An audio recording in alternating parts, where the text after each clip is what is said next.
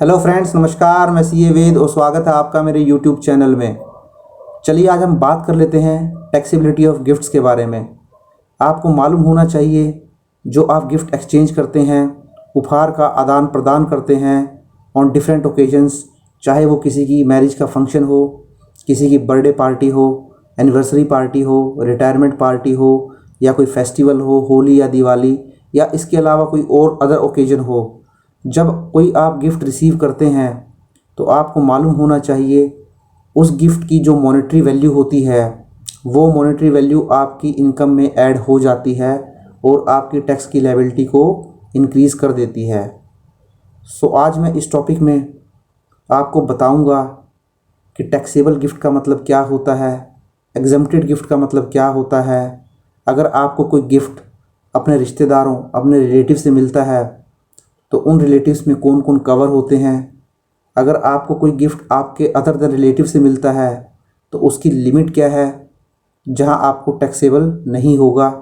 इसके अलावा ये गिफ्ट किस किस के ऊपर टैक्सेबल होता है और आपको क्या क्या डॉक्यूमेंटेशन करके रख लेनी चाहिए फॉर सेफर साइड, ताकि कभी आपका स्क्रूटनी में केस लगे तो आप ये प्रूव कर पाएँ कि आपको गिफ्ट कब और किससे मिला था। सो यही सारी चीज़ें मैं आज इस टॉपिक में डिस्कस करने वाला हूँ और ये टॉपिक भी बहुत इंटरेस्टिंग होने वाला है। सो मैं आपसे रिक्वेस्ट करता हूँ कि आप मेरी इस वीडियो में एंड तक बने रहें और इसे स्किप ना करें। और अगर आपको वीडियो अच्छा लगे तो इसको लाइक, शेयर और सब्सक्राइब भी ज़रूर कर लें। चलिए हम अपने टॉपिक की तरफ बढ़ते हैं। जैसा कि मैं आपको ऑलरेडी डिटेल में बता चुका हूँ, जो हम टॉपिक आज डिस्कस करने वाले हैं उसमें सबसे पहले हम देखेंगे एप्लीकेबिलिटी, उसके बाद देखेंगे गिफ्ट का मीनिंग क्या है, थर्ड हम देखेंगे definition of money, movable and immovable property क्या है, एग्जम्प्टेड गिफ्ट किसे कहते हैं, रिलेटिव की डेफिनेशन क्या है, टैक्सेबल गिफ्ट क्या है, डॉक्यूमेंटेशन क्या है, और फाइनली हम देखेंगे एक टैक्स सेविंग टिप्स। चलिए हम अपने टॉपिक को डिटेल में डिस्कस कर लेते हैं। सबसे पहले हम बात कर लेते हैं एप्लीकेबिलिटी की। मीन्स ये जो गिफ्ट है ये किसके ऊपर एप्लीकेबल होता है। तो जो गिफ्ट रिसीव करते हैं, सबसे पहले तो इसमें जो इम्पोर्टेंट पॉइंट है ध्यान देने वाली, कि जो रिसिपिएंट होता है, जो गिफ्ट रिसीव करता है, उसके हैंड में ही ये इनकम काउंट होती है। और वो जो रिसीवर है वो एक इंडिविजुअल हो सकता है या एक एचयूएफ हो सकता है। इस टॉपिक के अंदर जो आपको गिफ्ट दे रहा है, जिसे हम गिवर या डोनर भी बोलते हैं, उसका पूरे टॉपिक के अंदर कोई लेना देना नहीं है।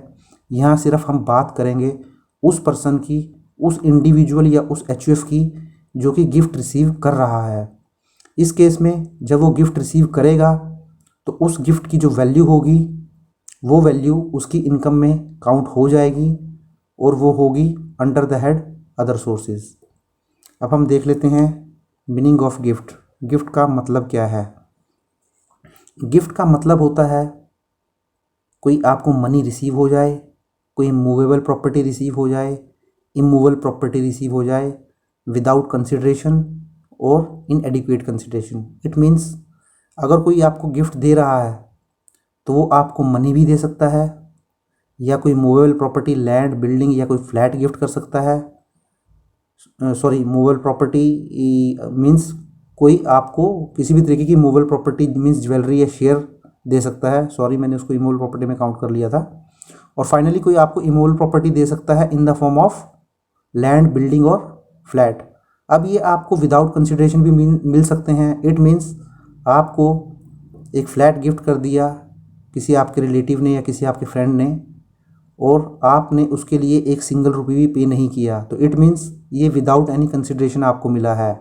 बट जब हम इन एडिक्वेट कंसिडरेशन की बात करते हैं तो इट मीन्स आपने उस फ्लैट के अगेंस्ट हो सकता है कुछ सामने वाले जो डोनर है या गिवर है जो आपको गिफ्ट दे रहा है उसे कुछ पे कर दिया हो।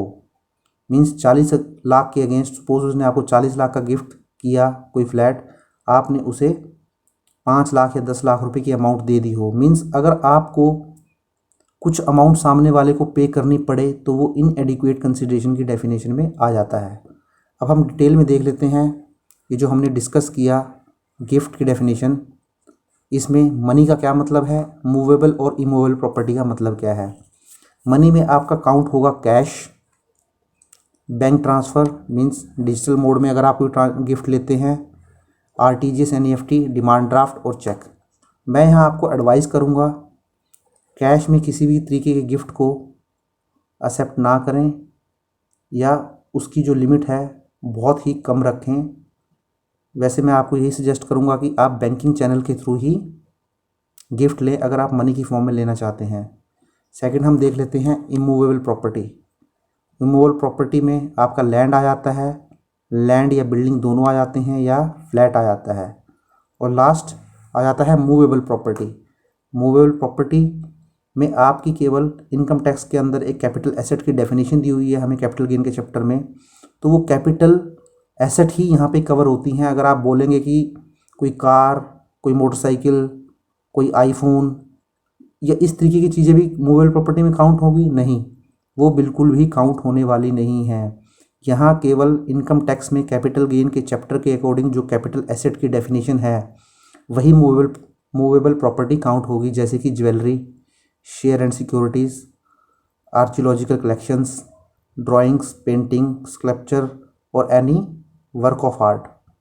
तो आपको ये ध्यान रखना है कि आपको मूवेबल प्रॉपर्टी में क्या क्या कंसिडर कर सकते हैं। सो मैंने आपको डेफिनेशन भी बता दी। अब हम नेक्स्ट स्लाइड पे चलते हैं। नेक्स्ट स्लाइड में हम देख लेते हैं कि एग्जम्प्टेड गिफ्ट का क्या मतलब होता है, कौन कौन से गिफ्ट एग्जम्प्टेड कहलाते हैं। सबसे पहले आपको ध्यान रखना है, अगर आपको किसी भी पर्सन से कोई गिफ्ट रिसीव हो रहा है, किसी भी पर्सन से कोई गिफ्ट रिसीव हो रहा है और वो गिफ्ट 50,000 तक है एक साल के अंदर, तो वो आपके हैंड में टैक्सेबल नहीं होगा। इट मीन्स आपको कोई गिफ्ट मिला, वो मॉनेटरी फॉर्म में मिला या नॉन मॉनेटरी फॉर्म में मिला, अगर उसकी वैल्यू 50,000 से ज़्यादा नहीं है पूरे साल में, ये मैं लिमिट आपको पूरे साल की बता रहा हूँ। सपोज़ आपको 3 या 4 बारी में गिफ्ट मिला, तो आप वो 4 बार अगर गिफ्ट मिला होगा तो उसको काउंट कर लेंगे, तो पूरे साल में देख लेंगे एक फाइनेंशियल ईयर में कि इसकी लिमिट 50,000 से ज़्यादा नहीं होनी चाहिए, तो आपको वो टैक्सेबल नहीं होगा। अब मोस्ट इम्पॉर्टेंट पॉइंट हम देख लेते हैं जो कि मैक्सिमम केसेस में गिफ्ट लोगों को मिलता है, वो है gift from relative. It means आपको अपने रिश्तेदारों से मिला हुआ गिफ्ट टैक्सेबल नहीं होगा और इसमें कोई अमाउंट की लिमिट भी नहीं है। इट मीन्स आपको अपने रिश्तेदारों से, अपने रिलेटिव से 50,000 से ज़्यादा का गिफ्ट भी मिल जाता है तो वो आपको टैक्सेबल नहीं होगा। 50,000 की जो लिमिट है केवल वो नॉन रिलेटिव्स के लिए है। 50,000 की लिमिट सिर्फ नॉन रिलेटिव्स के लिए है, जो मैंने आपको फर्स्ट पॉइंट में बताया है। रिलेटिव से मिले हुए गिफ्ट की कोई लिमिट नहीं है, वो आपका 1 करोड़, 2 करोड़, 5 करोड़, 500 करोड़ कितनी का भी हो सकता है।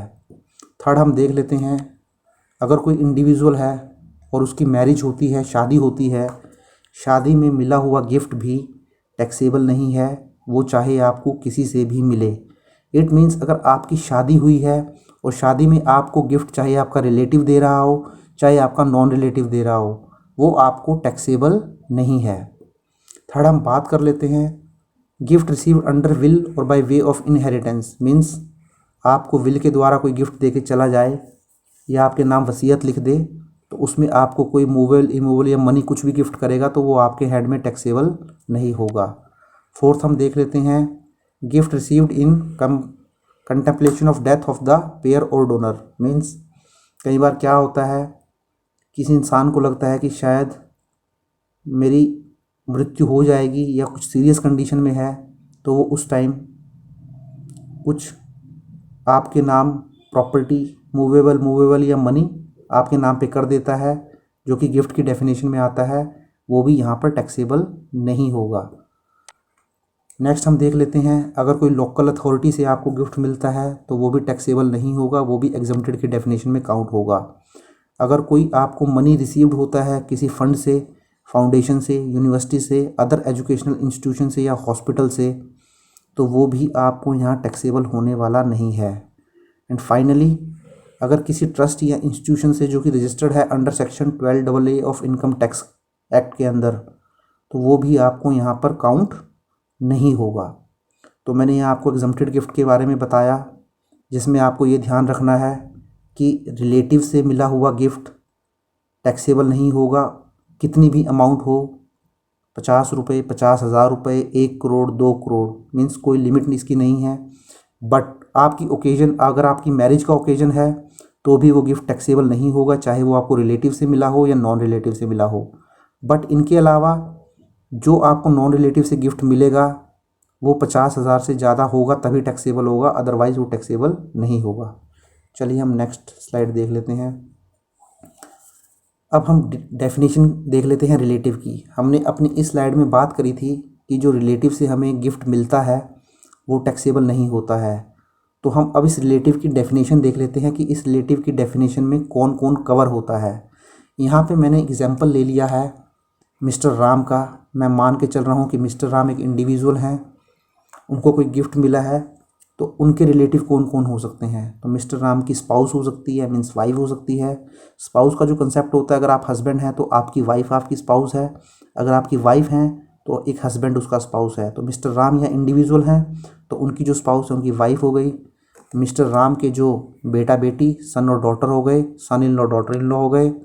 मिस्टर राम जो हैं उनके भाई बहन हो गए, और जो मिस्टर राम की वाइफ है उनके भाई बहन, मतलब मिस्टर राम के साला साली हो गए। मिस्टर राम की भाभी हो गई, साडू हो गए, जीजा हो गए। मिस्टर राम के पेरेंट्स हो गए। मिस्टर राम के जो पेरेंट्स हैं उनकी वाइफ है, मीन्स मिस्टर राम के सास ससुर हो गए। जो मिस्टर राम है, ब्रदर और सिस्टर और इधर parents of Ram, mister Ram means mister Ram के चाचा चाची, ताऊ ताई, बुआ फूफा, मामा मामी, मासा मासी, ये कवर हो गए। कोई भी लीनियन असेंडेंट्स और डिसेंडेंट हो गए मिस्टर राम के, मीन्स मिस्टर राम के दादा दादी, परदादा, पोता पोती। Similarly Linnean ascendant of descendant of mister Ram wife. और लास्ट में हमने देखा था कि इंडिविजुअल और एचयूएफ को जो गिफ्ट मिलता है वो टैक्सेबल होता है। तो इंडिविजुअल के केस में तो हमने देख लिया कि ये रिलेटिव की डेफिनेशन में आते हैं। बट अगर हिंदू अनडिवाइडेड फैमिली है तो उसका रिलेटिव कौन होगा, तो उस केस में जो मेंबर होगा हिंदू अनडिवाइडेड फैमिली का वो ही उसका रिलेटिव माना जाएगा। एक मैंने आपको अलग से पीपीटी भी बना दी है कि इंडिविजुअल के केस में उसके रिलेटिव कौन कौन होंगे, यहाँ भी आप देख सकते हैं। आप चाहें तो इसका स्क्रीनशॉट रख सकते हैं जो कि आपको काम आएगा। जैसे यहाँ मैंने एक इंडिविजुअल ले लिया है, उसकी स्पाउस ले ली, उसका ब्रदर ले लिया, सिस्टर ले ली, फादर ले लिए, ग्रैंडफादर ले लिए, ग्रैंड मदर ले ली, मदर ले ली, सन ले लिया, डॉटर ले लिया। फिर स्पाउस के केस में आप देखेंगे तो स्पाउस की जो ब्रदर हैं और उनकी वाइफ है वो आ गए, उनके सिस्टर एंड हस्बैंड आ गए, फादर इन लॉ और मदर इन लॉ आ गए, ग्रैंड फादर इन लॉ और ग्रैंड मदर इन लॉ आ गए, मीन्स लीनियन असेंडेंट और डिसेंडेंट भी आ गए। अगर जो मिस्टर राम जो मैंने एग्जांपल लिया था उनके ब्रदर हैं तो उनकी वाइफ आ गई, अगर इनकी सिस्टर हैं तो उनके हस्बैंड आ गए। मिस्टर राम के फादर हैं तो उनके चाचा चाची, ताऊ ताई, फूफा फूफी आ गए। उनके ग्रैंड फादर या ग्रैंड मदर हैं, उनके केस में कोई नहीं होगा। मदर हैं तो मामा मामी आ गए, अगर मौसा मौसी आ गए। सन हैं तो डॉटर इन लॉ हो गई, अगर डॉटर हैं तो सन इन लॉ हो गए। तो आप इसका एक स्क्रीनशॉट लेके रख सकते हैं, ये आपको आने वाले टाइम में काम आएगा। चलिए हम आगे बढ़ते हैं। अब हम देख लेते हैं टैक्सेबल गिफ्ट की डेफिनेशन में क्या क्या आता है। सबसे पहले आपको ध्यान रखना है, मैंने आपको बताया था आपको जो गिफ्ट मिल सकता है वो 3 फॉर्म में मिल सकता है। मनी की फॉर्म में मिल सकता है, मूवेबल प्रॉपर्टी की फॉर्म में मिल सकता है, और इमूवेबल प्रॉपर्टी की फॉर्म में मिल सकता है। तो सबसे पहले बात कर लेते हैं, और मैंने आपको एक लिमिट भी बताई थी कि 50,000 से ज़्यादा अगर आपको गिफ्ट मिलेगा तो वो टैक्सेबल हो जाएगा। तो बस मैं यही आपको बताने वाला हूँ कि मनी की फॉर्म में मिलेगा तो 50,000 से ज़्यादा होगा तब भी टैक्सेबल हो जाएगा। मूवेबल प्रॉपर्टी की फॉर्म में होगा और उसकी मार्केट वैल्यू 50,000 से ज़्यादा होगी तो भी टैक्सेबल हो जाएगा। सिमिलरली इमूवेबल प्रॉपर्टी केस में स्टैम्प ड्यूटी वैल्यू के अकॉर्डिंग 50,000 से ज़्यादा होगी तो वो टैक्सेबल हो जाएगा। बट हम इसे एक बार डिस्कस कर लेते हैं। जैसे फर्स्ट हम देख लेते हैं मनी। अगर उसको मनी मिला है रिलेटिव के अलावा, मैंने यहाँ साफ साफ लिख दिया है अदर देन रिलेटिव स्पेसिफाइड, जो मैंने आपको ऊपर बताए थे, क्योंकि रिलेटिव से मिला हुआ गिफ्ट तो टैक्सेबल होता ही नहीं है, वो कितनी भी अमाउंट हो सकती है। मीन्स अगर कोई आपको गिफ्ट मिलता है 50,000 से ज़्यादा तो वो होल अमाउंट आपको टैक्सेबल हो जाएगा। बट अगर आपको जो गिफ्ट मिलता है वो मूवेबल प्रॉपर्टी की फॉर्म में मिलता है, जो मूवेबल प्रॉपर्टी मैंने आपको ऊपर बताया था, मूवेबल प्रॉपर्टी यहाँ कोई कार, बाइक, मोबाइल फ़ोन की बात मैं नहीं कर रहा हूँ, मैं यहाँ मूवेबल प्रॉपर्टी की बात कर रहा हूँ जो मैंने आपको यहाँ पे डिटेल में बताया था। देख सकते हैं आप यहाँ पे, ये मूवेबल प्रॉपर्टी में सिर्फ यही मूवेबल प्रॉपर्टी काउंट होगी एज़ पर कैपिटल एसेट की डेफिनेशन, जिसमें ज्वेलरी आएगा, शेयर एंड सिक्योरिटी आएगा, आर्कियोलॉजिकल कलेक्शंस आएगा, ड्राइंग्स आएगा, पेंटिंग्स आएगा, स्कल्पचर आएगा और एनी वर्क ऑफ आर्ट आएगा। तो आपको ध्यान रखना है मूवेबल प्रॉपर्टी में सिर्फ यही कवर होगा। बहुत सारे लोगों का ये डाउट होता है हमेशा कि मूवेबल प्रॉपर्टी में क्या कार भी आ सकती है, क्या मोटरसाइकिल भी आ सकती है। नहीं, ये नहीं कवर होंगे। तो मूवेबल प्रॉपर्टी के केस में हम देख लेते हैं। तो मूवेबल प्रॉपर्टी में मैं आपको बताऊंगा कि मूवेबल प्रॉपर्टी के अंदर अगर आपको विदाउट एनी कंसिडरेशन मिला है कुछ भी उनमें से जो मैंने आपको अभी बताया है, और उसकी मार्केट वैल्यू, अगर उसकी मार्केट वैल्यू 50,000 से अबव है, तो उस केस में ये आपको टैक्सेबल हो जाएगा। सिमिलरली अगर कोई मूवेबल प्रॉपर्टी आपको मिली है और आपको वो इनएडिक्वेट कंसिडरेशन के लिए मिली है, जैसा कि मैंने आपको ऊपर बताया था एडुकेट कंसिडरेशन और इनएडुकेट कंसिडरेशन का मतलब क्या होता है, तो उस केस में भी जो फेयर मार्केट वैल्यू 50,000 से ज़्यादा एक्सीड करेगी वो टैक्सेबल हो जाएगी। जैसे मैं एग्जांपल ले लेता हूँ गोल्ड का। एक गोल्ड ज्वेलरी थी 5 लाख रुपए की, वो आपको किसी ने गिफ्ट कर दी और उसके अगेंस्ट जो कंसिडरेशन दिया था आपने वो 2 लाख पे कर दिया। तो उस केस में 5 लाख माइनस 2 लाख जो 3 लाख रुपए होगा वो 50,000 से ज़्यादा है, तो वो 3 लाख का 3 लाख जो रिसीवर है उसके हैंड में टैक्सेबल हो जाएगा under the head income from other sources, और वो इनकम उसकी बढ़ जाएगी और अकॉर्डिंगली जिस स्लैब में वो फॉल करता होगा उस स्लैब में वो टैक्सेबल हो जाएगा। अब हम लास्ट बात कर लेते हैं इमूवेबल प्रॉपर्टी की। सिमिलरली अगर आपको कोई इमूवेबल प्रॉपर्टी गिफ्ट होती है विदाउट एनी कंसिडरेशन के और उस इमूवेबल प्रॉपर्टी की स्टैंप ड्यूटी वैल्यू 50,000 से ज़्यादा है, तो वो पूरा का पूरा अमाउंट आपको टैक्सेबल हो जाएगा। अब यहाँ पे भी वही केस होता है, अगर आपको इमूवेबल प्रॉपर्टी कोई मिली है और वो इमूवेबल प्रॉपर्टी इनएडिक्वेट कंसिडरेशन के लिए मिली है, तो यहाँ पे भी वही रूल हो जाएगा कि आप देख लेंगे कि जो आपने कंसिडरेशन उसके अगेंस्ट पे किया है, अगर स्टैम्प ड्यूटी वैल्यू में से वो लेस करने के बाद 50,000 से ज़्यादा आ जाता है तो वो एक्सेस अमाउंट आपको टैक्सेबल हो जाएगा। इसमें भी मैंने आपको एग्जांपल दे दिया है। जैसे एक पीस ऑफ लैंड था, आपको किसी ने गिफ्ट कर दी, कोई लैंड गिफ्ट कर दी, उस लैंड की जो स्टैम्प ड्यूटी वैल्यू थी वो 10 लाख रुपए थी और उसके अगेंस्ट आपने कंसिडरेशन 4 लाख पे कर दिया। इट मीन्स जो गिफ्ट आपको मिला लैंड की फॉर्म में उसके अगेंस्ट कुछ आपको पेमेंट करना पड़ा, तो ये इनएडिक्वेट कंसिडरेशन कहलाएगा। तो इस मीन्स जो 6 लाख रुपया था जो आपको पे नहीं करना पड़ा वही आपके लिए गिफ्ट माना जाएगा और वही आपके हैंड में इनकम काउंट हो जाएगी और अकॉर्डिंगली आपको टैक्सेबल हो जाएगा। चलिए हम नेक्स्ट स्लाइड पे चलते हैं। नेक्स्ट हम देख लेते हैं डॉक्यूमेंटेशन। ये बहुत ही इम्पॉर्टेंट पॉइंट है। आप गिफ्ट तो ले लेते हैं क्योंकि आपको इसके इम्प्लीकेशन मालूम नहीं होते हैं, बट आपको ये ध्यान रखना चाहिए कि इसकी डॉक्यूमेंटेशन भी कुछ प्रॉपरली आप कर लें ताकि कोई आपका केस लगे तो आप उसको सेटिस्फाई करा सकें इनकम टैक्स अथॉरिटी को। जैसे मैं पहले बात कर लेता हूँ, अगर कोई मैरिज का फंक्शन है आपका, जैसा कि आप जानते हैं मैरिज के फंक्शन में आपको बहुत सारा गिफ्ट मिलता है कैश की फॉर्म में। सपोज इस एग्जांपल में मैंने ले लिया है कि आपको शगन मिला, आपकी शादी हुई, 300-400 गेस्ट आपकी शादी में आए और आपको 5 लाख रुपए का शगन दे दिया। जैसा कि आप जानते हैं इंडिया में कल्चर होता है लिफाफे में डाल के कोई 500 रुपये देता है, कोई 1000 रुपये देता है, और वो आपको इस तरीके से 5 लाख रुपये आपने इकट्ठा कर लिया। तो जब आप वो 5 लाख रुपये अपने बैंक में डिपॉजिट करवाने जाते हैं तो डेफिनेटली बैंक उसको रिपोर्ट कर देगा इनकम टैक्स अथॉरिटीज़ को, क्योंकि आप बैंक में अगर 2 लाख रुपए से ज़्यादा का डिपॉजिट करवाते हैं तो वो भी रिपोर्ट हो जाता है। तो इस केस में जैसे ही आपने 5 लाख डिपॉजिट करवाया तो इनकम टैक्स अथॉरिटीज़ को रिपोर्ट हो जाएगा, और उस केस में अगर इनकम टैक्स अथॉरिटीज़ आपको नोटिस भेजती है तो आपको डॉक्यूमेंट मेंटेन कर लेना चाहिए। आप उसका एक डिजिटल रजिस्टर या मैनुअल रजिस्टर पूरा मेंटेन रख सकते हैं अपने गेस्ट्स का, और finally at the time of scrutiny आप वो उसको दिखा सकते हैं for the satisfaction of income tax authority. Similarly हम बात कर लेते हैं, अगर आपका कोई रिलेटिव है, आपको वो 10 लाख रुपए ट्रांसफ़र करवा देता है आपके अकाउंट में, तो आपको इस केस में भी एक गिफ्ट डीड बनवा लेनी चाहिए, या जो भी बैंक स्टेटमेंट्स हैं या कॉपी ऑफ चेक है उसका रिकॉर्ड मेंटेन कर लेना चाहिए। ये आप हमेशा ध्यान रखें, अगर आपका कोई रिलेटिव आपके अकाउंट में पैसे ट्रांसफ़र कर देता है तो आप उतनी ही अमाउंट का एक गिफ्ट डेट जरूर बनवा के रख लें और साथ में उस बैंक स्टेटमेंट की कॉपी भी अपने पास रखें ताकि फ्यूचर में आपको दिक्कत ना हो।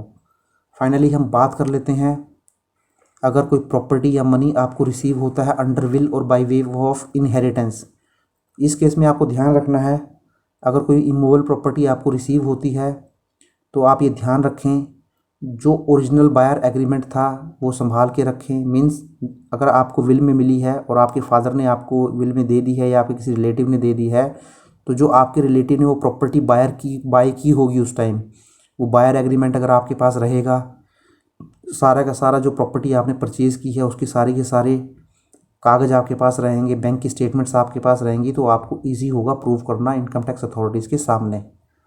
और फाइनली मैं आपको एक टैक्स सेविंग टिप्स भी इसमें बताता हूँ जिससे आपको टैक्स सेविंग करने में भी आसानी रहेगी। मैंने यहाँ पे एक एग्जांपल ले लिया है, मिस्टर ए फादर हैं जो कि 30% स्लैब में फॉल करते हैं और उनका एक बेटा भी है, मेजर सन है, मीन्स 18 साल से उसकी उम्र ज़्यादा है। तो मिस्टर ए ने क्या किया कि उनके पास 1 करोड़ की एफडी, उनके पास 1 करोड़ रुपया था, वो 1 करोड़ रुपया सपोज़ वो अपने पास ही रखते और वो उसको एफडी में डिपॉजिट करवा देते तो उनको साल के अंदर 7 लाख रुपए का ब्याज आता उस एफडी से। अब जैसा कि मैंने यहाँ मेंशन किया हुआ है, मिस्टर ए जो हैं वो ऑलरेडी 30% स्लैब में फॉल कर रहे हैं, तो इस केस में जो मिस्टर ए का टैक्स बनता 30% के हिसाब से 7 लाख रुपए की इनकम के ऊपर वो 2,10,000 बनता, 4% सेस लग जाता, तो उनकी जो टोटल टैक्स लायबिलिटी बनती वो बनती 2,18,400। बट मिस्टर ए के जो सन है वो मेजर सन है, अभी वो हायर एजुकेशन ही कर रहे हैं, तो मिस्टर ए ने क्या किया, वो 1 करोड़ रुपया अपने बेटे को ट्रांसफ़र करवा दिया। तो उस केस में जो इनकम इनके हैंड में आ रही थी, अब वो इनकम मेजर सन को आने लगी क्योंकि मेजर सन ने भी उसकी एफडी करवा दी। तो इस केस में मेजर सन जो था वो उसकी कोई इनकम इसके अलावा थी नहीं, तो जो टैक्स स्लैब एप्लीकेबल हुआ, जैसा कि आप जानते हैं 2.5 लाख तक कोई टैक्स नहीं, 2.5 से 5% 5 से 10 20% और अबव 10 30%। तो उस स्लैब के अकॉर्डिंग जो इनके बेटे के ऊपर टैक्स लगा वो लगा 54,600 रुपये। तो इस तरीके से मिस्टर ए ने अपने बेटे को 1 करोड़ रुपए जो गिफ्ट किए उसकी वजह से उन्होंने 1,63,800 का टैक्स सेव कर लिया एक फाइनेंशियल ईयर में। बट यहाँ मैंने आपको एक नोट भी दिया हुआ है, ये बहुत ही इंपॉर्टेंट नोट है, इसको आपको ध्यान रखना है। सपोज़ यहाँ पे जो मिस्टर ए हैं, अगर वो कोई गिफ्ट या मनी ट्रांसफ़र कर देता है अपनी वाइफ को, माइनर सन को, डॉटर को या डॉटर इन लॉ को, तो उस केस में ये ऊपर वाले प्रोविज़न एप्लीकेबल नहीं होंगे। मीन्स यहाँ जो 1 करोड़ रुपया मिस्टर ए ने अपने बेटे को ट्रांसफ़र किया, मेजर सन को ट्रांसफ़र किया, अगर यही 1 करोड़ रुपया वो अपने माइनर सन को ट्रांसफ़र कर देते या वाइफ को ट्रांसफ़र कर देते, डॉटर या डॉटर इन लॉ को ट्रांसफ़र कर दे, तो उस केस में इनके ऊपर क्लबिंग के प्रोविज़न अप्लाई हो जाते। मीन्स वो इनकम इनकी ही मान ली जाती और वो इनके हैंड में ही टैक्सेबल हो जाती। तो इस तरीके से उनको इसका कोई भी बेनिफिट नहीं मिल पाता। तो ये कुछ चीज़ें आपको ध्यान रखनी है। सो फ्रेंड्स, मैं आशा करता हूँ कि ये वीडियो आपने एंड तक देखा होगा, तो डेफिनेटली आपको गिफ्ट के बारे में कुछ क्लैरिटी ज़रूर मिली होगी। और स्टिल अगर आपके मन में कोई डाउट है तो आप मुझे कमेंट करके नीचे बता सकते हैं, मैं कोशिश करूँगा उसका रिप्लाई करने की। Thank you very much, have a nice day, take care.